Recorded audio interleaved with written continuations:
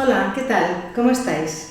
Hoy vamos a hacer una entrevista muy especial. Además, hemos aprovechado un pequeño viaje a Galicia para venir a visitar Algamar y tenemos aquí uno de sus impulsores, Clemente Fernández Sá, que junto con tu hermano Fermín, en 1996, ¿no? Fundasteis la empresa. Y la primera pregunta que tengo yo para hacerte es, en 1996, ¿alguien comía algas en España? Pues sí, ¿Sí? comían algas. No mucha gente, pero sí comían algas. Y fue uno de los motivos de empezar nosotros con la empresa. Porque teníamos amigos que eran cocineros, que hacían macrobiótica y utilizaban algas. Y yo les preguntaba, ¿y esas algas de dónde vienen? Pues vienen de Japón. ¿Cómo? De Japón. Si nosotros hemos nacido aquí al lado de las algas, sabemos que hay algas buenas, ¿y cómo no usamos las algas de aquí? Dice, bueno, pero es que nadie las está recogiendo, en fin. Claro. Y entonces ahí empezamos a plantearnos, porque éramos bastante amigos con algunos, venían a casa, pues hacíamos nuestras tortillas de algas, nuestras cosas que incluían algas. Y pues sí, claro, pues lo podemos hacer. Entonces de ahí también empezamos a pensar, nosotros también estábamos probándolas nosotros y de hecho las estábamos utilizando ya para darle a los animales, lo que pasa muchas veces que se le da a los animales aquello que podemos comer nosotros. Exacto. Para luego comernos la carne de los animales. Pues lo mismo pasaba con las algas. Yo me acuerdo de ir a recoger algas ya desde pequeño para darle a las vacas, para darle a los cerdos, para abonar los campos también. Eso era algo muy normal para nosotros, desde que éramos pequeños. Entonces, hemos nacido en ese ambiente de algas y el paso, digamos, importante fue decir, bueno, pues nosotros vamos a hacer una empresa especializada en algas para alimento humano, como alimento humano. Y de ahí salió, también coincidió que unos años antes del 96, en el 93 creo que fue, salió el primer estudio patrocinado y alentado por la Consellería de Pesca de la Xunta de Galicia sobre algas con capacidad alimentaria en Galicia. O sea, ya había una guía de algas para uso humano, para consumo humano. Entonces dijimos, pues ya lo tenemos todo. Las algas ya las tenemos, las conocemos porque forman parte de nuestro ambiente natural. Y además, desde la parte oficial, digamos, desde los organismos oficiales, se nos está diciendo que estas algas que tenemos en Galicia son buenas para la salud humana y para la alimentación. Y así empezamos, en el 96. Claro, es que tú lo has dicho, ¿no? Hasta hace poco se pensaba que bueno, todas las algas venían del continente asiático, porque ellos son grandes consumidores de algas ya en su dieta tradicional, ¿no? Pero realmente aquí hay una variedad increíble de algas. ¿Qué algas recogéis en Galicia vosotros? Bueno, recogemos como unas 8 variedades, pero hay muchas más que son interesantes desde el punto de vista culinario o desde el punto de vista para la salud, ¿no? Nutritivo, etc. Pero hay que tener en cuenta también otra cosa, es la cantidad. Entonces, en el Mediterráneo también hay algas, pero no hay ni la cantidad ni la variedad. Por lo tanto, no podríamos hacer una empresa de algas allí porque no habría suficiente cantidad. Entonces Galicia es uno de los puntos de Europa donde hay mayor variedad y cantidad de algas. Tendríamos que irnos ya a Bretaña francesa, Irlanda, ya otras regiones marítimas que se pudieran parecer a Galicia, pero ni hacia Portugal ni hacia el País Vasco no podemos encontrar la variedad y la cantidad que tenemos en Galicia. Por eso era el lugar idóneo para empezar con una empresa de algas y para ir diversificando. Empezar primero por las algas más conocidas como kombu, wakame, nori, estas algas más conocidas, y luego otras que no eran tan conocidas entonces. Por ejemplo, espagueti de mar. Espagueti de mar pues es un alga que en Japón no existe, por ejemplo, por lo tanto todos los asiáticos y toda la comida macrobiótica y toda la cocina que se estaba haciendo inspirada en Oriente no tenía en cuenta el alga espagueti de mar, que es un alga buenísima, es un alga con cantidad, además de que está buena y de que tiene una textura muy agradable, que se presta a cruda y a cocinada, etcétera, pues esa alga es propia del Atlántico. Entonces, en Francia ya se conocía, en Galicia por supuesto, ya la conocían, le llamaban cintas, correa, bueno, tiene nombres autóctonos, y empezamos con esas que no se conocen, más algunas que sí ya se iban conociendo. Y ahí fuimos ampliando, ahora mismo estamos con Codium, por ejemplo, que es el alga percebe, que es un alga verde, que tiene un sabor muy característico, que recuerda al percebe, por ejemplo, con alga lechuga de mar, con otras algas que no se estaban utilizando anteriormente, hace años, ¿no? La dulce, por ejemplo, también, que es un alga menos abundante, pero que es muy buena. Entonces, hay esa variedad y más, pero que nos centramos en aquellas que tenemos cantidad como para responder a una demanda, porque si ponemos en circulación un alga que luego no vamos a tener cantidad suficiente para abastecer al mercado, pues no tiene mucho sentido. Claro. Entonces, pues hacerlo de esta forma, sobre seguro de que a nivel silvestre tenemos este recurso que está claro, ¿no?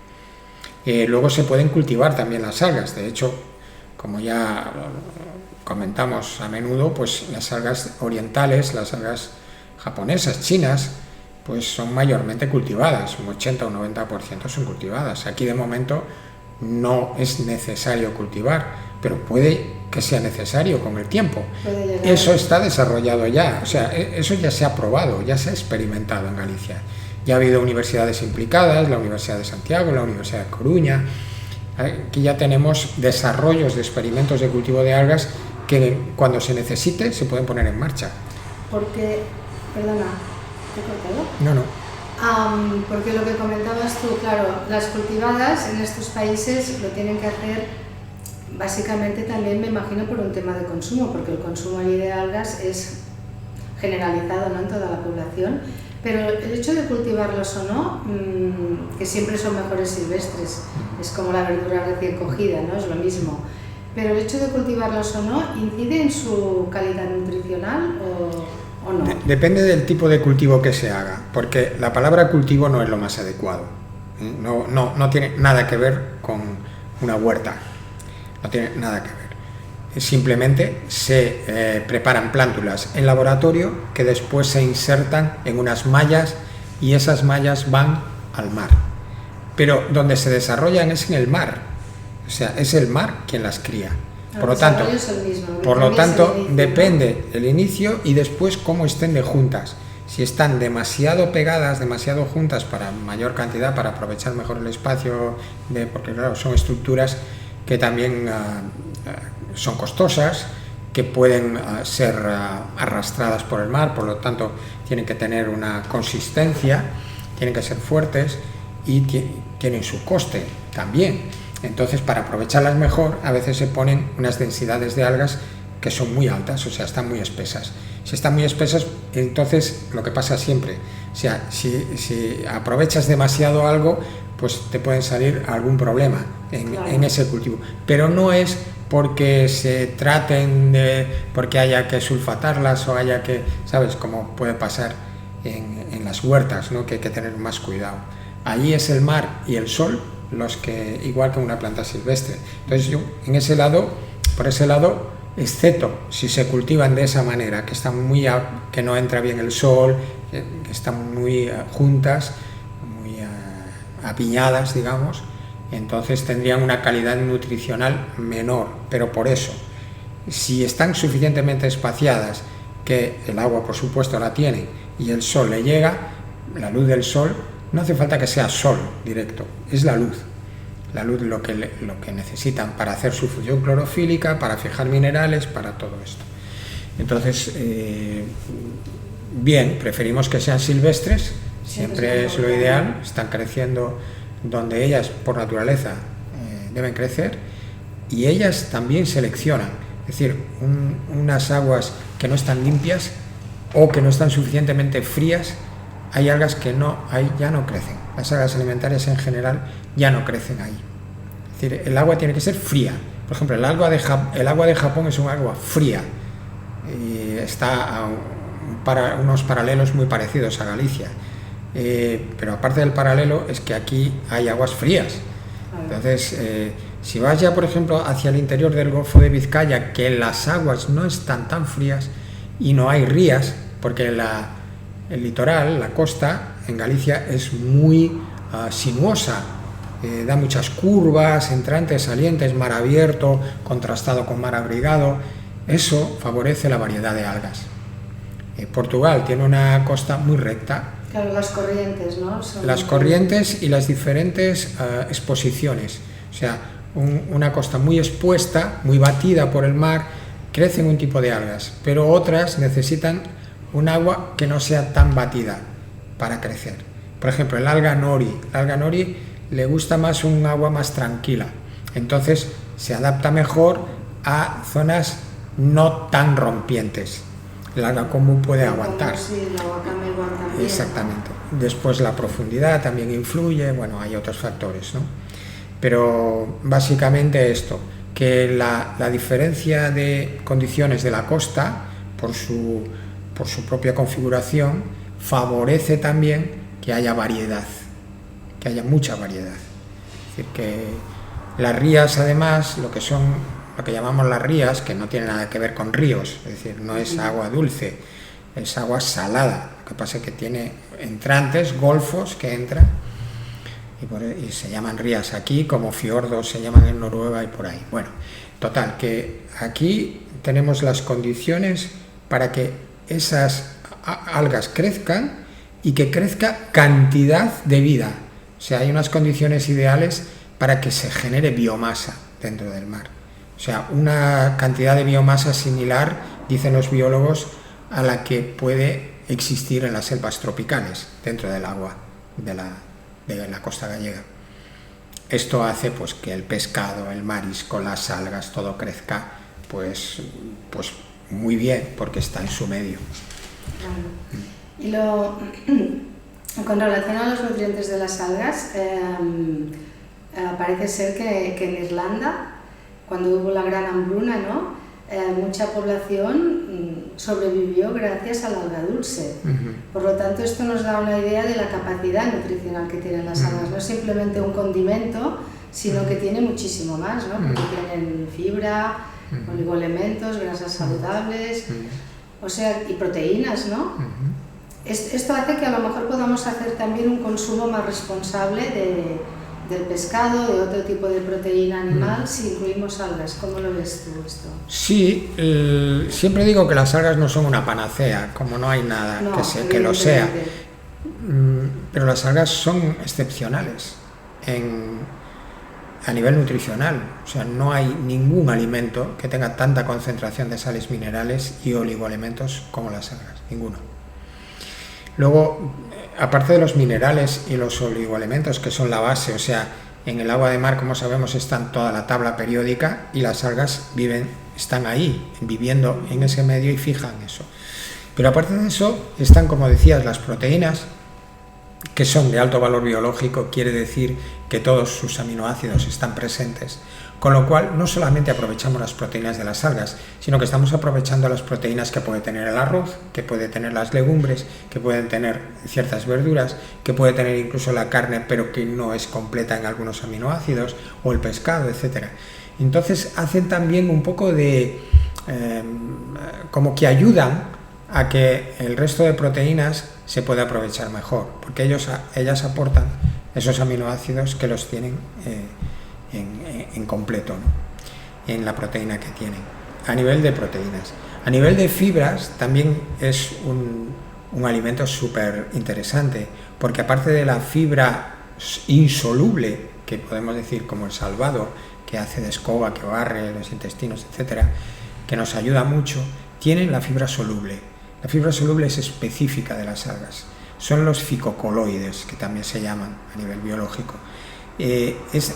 esto lo más conocido, por ejemplo, es el agar-agar. El agar-agar no es un alga, por mucha forma de palito que tenga, eso es un molde que se le pone. El agar es una fibra que se extrae de las algas rojas, entonces, de un cierto tipo de algas rojas. Entonces, esos ficocoloides, esas fibras solubles que se disuelven con la temperatura, son muy interesantes a nivel de salud, porque previenen de úlceras, porque arrastran, quelan metales pesados, colesterol, y los llevan fuera del cuerpo con las heces. Esto es súper interesante. Dan sensación también de saciedad, personas que tienen problemas a lo mejor de este tipo. Es algo específico de las algas, como digo, este tipo de fibra soluble. Y por lo demás, vitaminas también tienen. Nos destacan en vitaminas. Para tener vitaminas tenemos que ir en cantidad, tenemos que ir a las frutas y a las verduras, pero las tienen también. Es decir, alga dulce tiene vitamina A, una cantidad importante, por ejemplo, por decir algo, o alga nori, las algas rojas, y las algas pardas, por ejemplo, espagueti de mar, tiene vitamina C de forma bastante considerable. Entonces, es importante también a la hora de hablar de nutrición de algas, aparte de las cantidades que son a tener en cuenta en cantidades pequeñas, los 5 gramos que recomendamos por persona. Sí, más como un condimento que como un plato de alimento, ¿no? Es un complemento, es que debemos contar con él de una forma cotidiana, pero no atiborrarnos de algas, ni por el sabor, que es un sabor intenso, ni por el valor nutricional, es decir, los minerales y las propiedades que tienen las algas es suficiente, hablando de algas secas, con 5 gramos, más que suficiente cada día, variando de algas. Entonces, tener en cuenta eso, o sea, digamos, esa normalidad de consumo en las algas y esa cantidad. Más vale pecar de cautos, como con el vinagre, poner poco y después, si nos gusta, añadimos más. Exacto. Y añadimos más. Empezar por poco, que casi no se nota, voy a ponerle un poco más. Bien, pues esa sería un poco la pauta, ¿no?, a tener en cuenta. Y luego, de combinarla con alimentos, la podemos combinar con cualquier alimento. O sea, las algas combinan con todo, tanto salado como dulce. Lógicamente las algas son saladas, pero también se puede darle un toque salado a algo dulce. También se puede usar agar-agar como espesante de un postre. Claro, en lugar de gelatina animal puedes utilizar agar-agar. Exactamente. Entonces las posibilidades que tenemos son muchas, y en la cocina conviene, yo recomiendo siempre, y las recetas que apadrinamos de alguna forma o que recomendamos, es basarnos en nuestra cocina. La cocina nuestra, la cocina que usamos normalmente, la cocina casera. En esa cocina casera, que no estamos haciendo cocina exótica, no estamos copiando platos japoneses, ni orientales, ni de no sé dónde. No, estamos haciendo nuestro arroz. Ese arroz le ponemos algas. Estamos haciendo una tortilla española, una tortilla con patata y huevo. Le quedan de maravilla las algas. Estamos haciendo una empanadilla o una empanada, como hacemos en Galicia, esas empanadas grandes. Pues hemos hecho empanadas de alga con su sofrito y queda buenísimo. No necesita nada más. Claro, es que el concepto que hay, como todavía el consumo no está generalizado, es hoy voy a hacer un plato asiático, ¿no? Que está muy bien que lo hagas un día, pero luego el día a día, a lo mejor estás 3 meses que no las utilizas, entonces no tiene ningún sentido, porque no te están aportando lo que te tienen que aportar. Es como si comes verdura una vez cada 3 meses, ¿no? Ahí la importancia de empezar, lo que tú dices, con poquito, ir probando ahora con esto, ahora con lo otro. Es que admite, o sea, para empezar, todo lo que tenga agua, todo lo que sea líquido, sean sopas, purés, potajes, todo esto, admite algas. O sea, le quedan de maravilla, es que le queda muy bien, le da ese toque de mar, ese toque salado. Después podemos hacer variantes las que queramos, pero en general yo diría, haz la comida de todos los días y ponle un poco de algas a esa comida de todos los días. No cambies ningún ingrediente, ninguno. Además, ponle las algas. Claro, esa es la diferencia. Y para no cocinar, como a veces hablamos, como para no cocinar, las personas que no tienen tiempo, que no tienen ganas, que no se atreven, que lo que sea, siempre tenemos la solución de las algas en polvo. Las algas molidas en especiero, las algas en polvo son ideales para eso, porque se pueden poner encima de un plato de judías verdes, vamos. Claro, como que añade pimienta o un poquito más de exactamente, sal, ¿no? y con las algas y el aceite combinan de maravilla.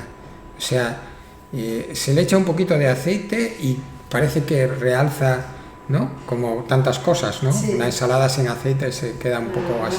Bueno pues un aceite de oliva bueno, que nosotros tenemos la suerte de estar en el país por excelencia de aceite bueno, pues tener en cuenta que le va muy bien eso a las algas. Y por lo demás es que con todo, con patatas, con lo que quieras, o sea, con garbanzos, sí. En cualquier puchero. Eso es. Y volviendo un poco a las propiedades nutricionales, además las algas tienen, por lo que yo sé, pigmentos muy específicos que les dan unas grandes propiedades, ¿no? Por ejemplo, las pardas, que antes lo comentábamos, estábamos probando aquí todos los productos de Algamar, y la fucoxatina, determinados pigmentos que no los encontramos, ¿no? En plantas terrestres, sí, por ejemplo. Sí, y que tienen propiedades antioxidantes importantes, por ejemplo la fucoxantina, propiedades incluso neuronales, como hemos estudiado con la Universidad de Vigo recientemente, ¿no?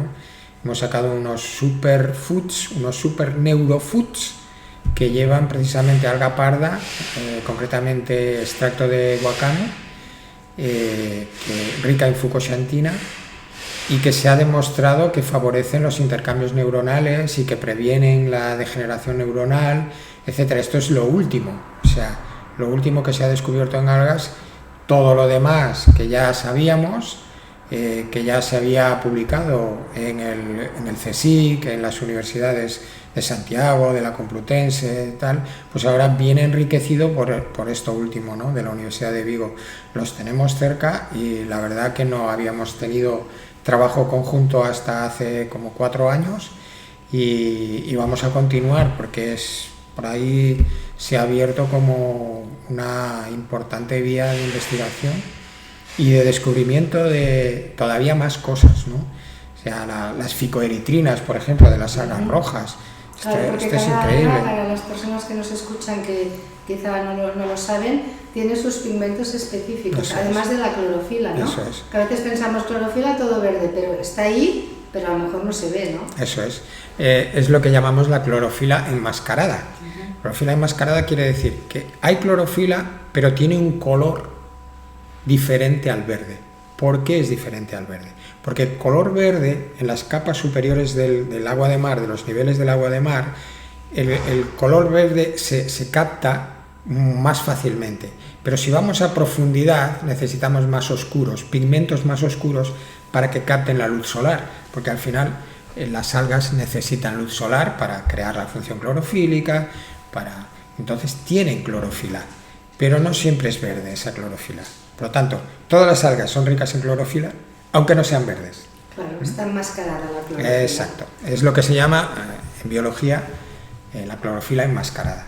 Y además cada tipo de alga, que hay pardas, después tenemos las verdes, rojas, las verdes, cada una de ellas tiene sus propios pigmentos que también le dan unas características nutricionales concretas, ¿no? En muchos casos, además de la fibra y todo lo que hemos comentado antes. Sí. Por eso va bien ir variando, eso no es. acostumbrarnos solo a una alga. Eso es, ir variando, sí. Y antes comentabas que el agar no sale así del mar, necesita un proceso, y esto también pasa con la nori, ¿no? La nori, como las láminas que estamos acostumbrados a hacer los maquis, no sale una alga así del mar. No. Hay que hacer, explícanos un Eso poquito. El alga nori es una alga relativamente pequeña en relación a otras que pueden medir 4 metros, por ejemplo, espagueti de mar o otras algas como laminarias, combus, etc. El alga combus pequeñita, muy rugosa, o sea, muy ondulada. Entonces lo que nos da es como copos, vamos a decir, para para presentarla de forma natural, la forma más normal de presentarla sería en forma de copos, porque suele traer arena, suele estar en una parte superficial relativamente del nivel del mar. La nori no crece en profundidad y entonces puede traer arenas también. Entonces lo más normal es prepararla antes, digamos, lavarla con agua salada, etcétera, para quitarle esas arenas, y también molerla en copos. Entonces las conchas también, o sea, quitarle todo eso. Para hacer la lámina de nori, las típicas láminas de nori, lo que se hace es un papel reciclado de algas. Es decir, se muele el alga nori con esos copos, esos copitos, y se hacen unas láminas. Esa es la lámina de nori que conocemos, de la sushi nori, la maki nori, lo que... Exacto. Exacto. Y se ha hecho muy popular porque la cocina japonesa la usa mucho, de hecho está muy valorada en Japón. Las láminas de nori son regalo de Navidad, de fin de año, de Navidad no, porque ellos celebran el fin de año, y son un regalo pues de mucho valor. O sea, si yo le regalo a alguien nori, es que la aprecio mucho. Entonces, bueno, está muy ligado a su cultura y nos viene eso, pero no deja de ser una elaboración.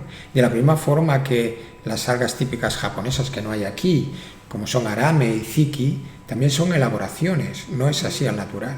O sea, por ejemplo, iziki se ha procesado, se ha cocinado, sí, ese alga, y luego se ha triturado, se ha cortado. O sea, es un alga grande y se ha cortado, con lo cual es un precocinado en realidad, o no un precocinado, un cocinado.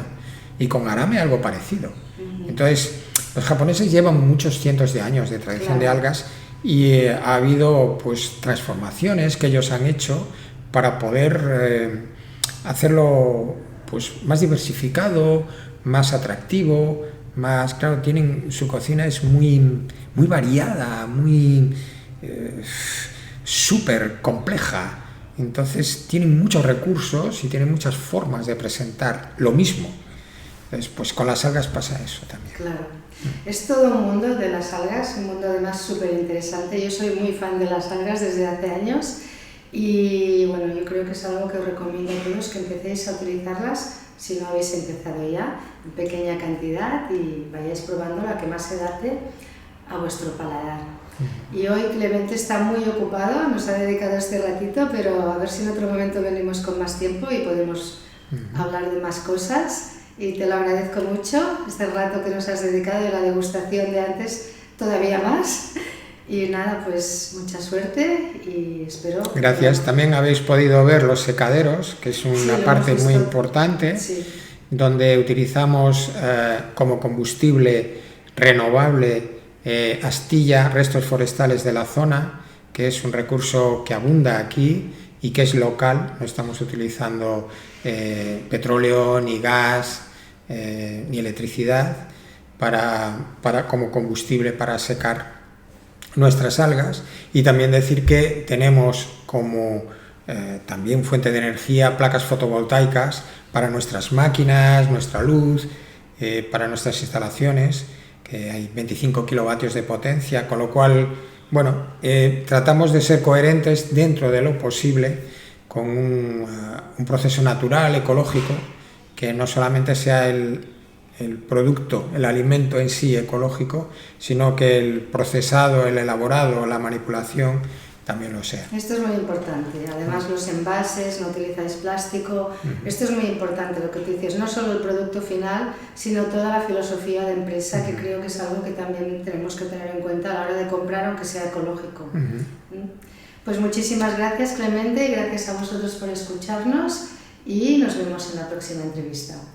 Adiós.